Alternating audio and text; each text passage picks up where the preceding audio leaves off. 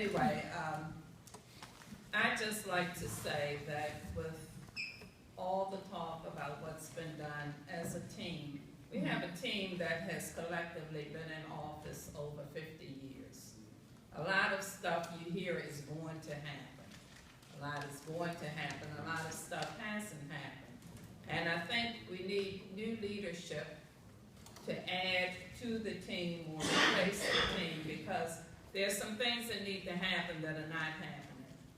I don't know why we don't have town hall meetings. I don't know why, if it's so much of a team, why some of the bills were not supported by each other, such as Christopher's Law last year, not supported by the senator, but pushed by the delegate. The fact that the bill was put in place to eliminate the 7-year criminal guideline for people to work at the casino was not supported by one of the delegates, Delegate Carter. I'll call the names. And the partially elected school board is not supported by Delegate Rosenberg or Delegate Oaks. So I think what we need to have is people listening to the community, communicating with the community on a regular basis, not just at election time, not just to be seen at election time, but ongoing. And so that the community will know what is going on and why. There's a disconnect that needs to be fixed. And I think I can be in a position to fix it. I'm a longtime resident. I have connections with Annapolis. You know, it's not a brand new entity for me. So, you know, you can work with who you have, you can work with new people, and that's my time to stop.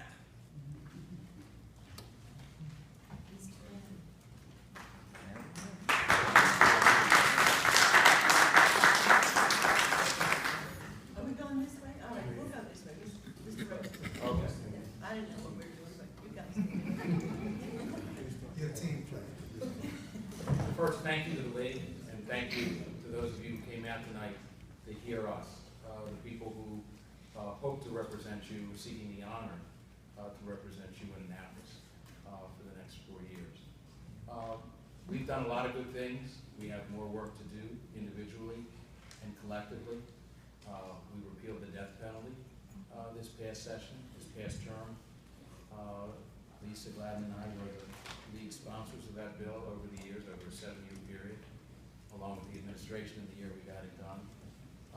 That's the most profound thing that I will ever do. And we've made this state a better place because we no longer have state-sanctioned executions. But there, as we've discussed tonight, there are neighborhood issues that we are very attentive to, and I think the record demonstrates that very amply. And we also work on the big issues, and we get things done, and we keep working at it. If I could just conclude with a little speech that I gave, a portion of the speech I gave this afternoon to the governor's summer interns. It was at the Shriver Center at UMBC, Shriver Center named after Denise and Sergeant Shriver. So I thought going over, as I was driving there, that I would quote from Robert Kennedy. And at the conclusion of my speech, I said that Robert Kennedy, as a way to inspire these college juniors and seniors who are running into a summer internship, which could be key to their career, a career in public service. I said, Robert Kennedy once said that there are some people look at things the way they are and ask why. Other people, I dream of things, he said, that never were.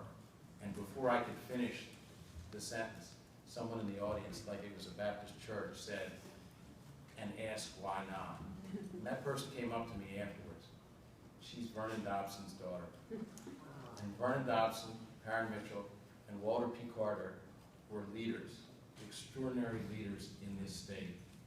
And I'm honored to serve with Jill, Walter P. Carter's daughter, and I know I have a career having worked for Karen Mitchell and having worked with Vernon Dobson, as we all have, on build issues most recently. And I ask for your support.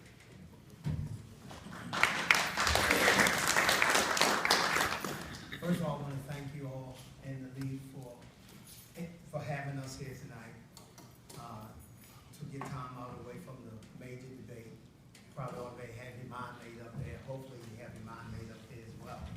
But I just want to share with you a couple of things. Number one, slots is part of the budget as it stands right now, so we might as well get used to that because that's what it is.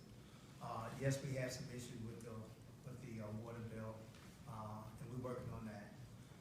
One of the things that I wanted to talk about in closing was some of the things that we did this past session. One of which was decriminalization of the marijuana. And the reason why that came about, I was not a sponsor of that bill, but it was a Senate bill, and it came over to the House, and it was a bill. The chairman of the committee did not want that bill to pass, so he and his committee made it a task force. The task force, we didn't need the task force no more than a study. We had 17 states that already implemented this, so we didn't need to go back and do a study. We can look at their study if that was the case. So we, along with some people in the House, met with the speaker, met with the chairman, and we changed that, and now we have that bill. Now, why is that bill so important?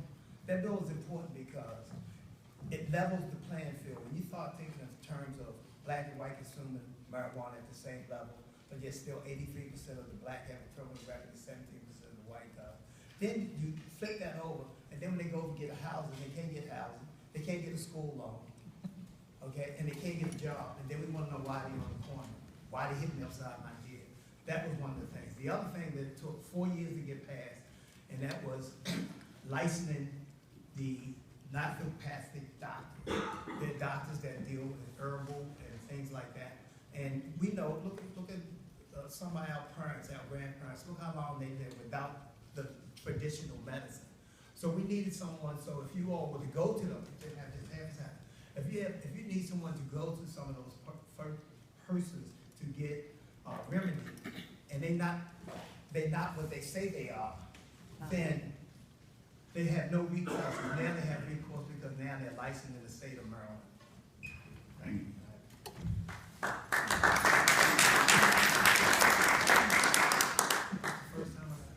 Thank you so much. When I ran in office some time ago, initially, I promised that I would be the people's advocate in Annapolis because I wasn't political at all, and I've kept my word.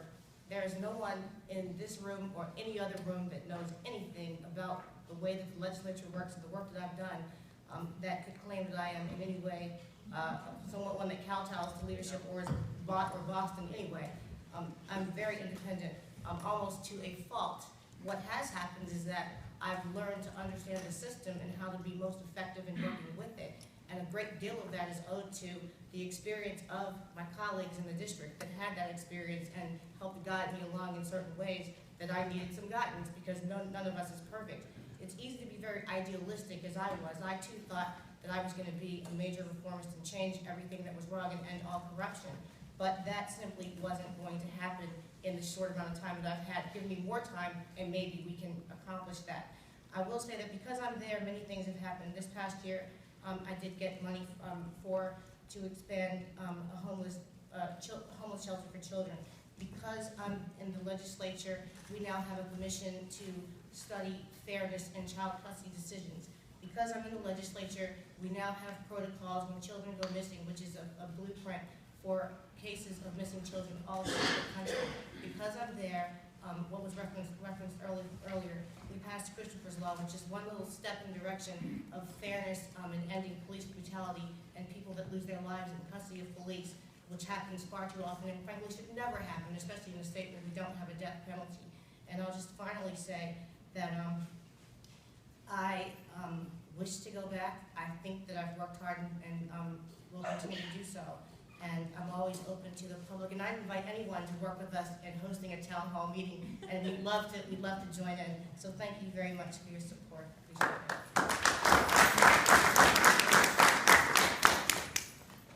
Thank you very much, League of Women Voters, and those of you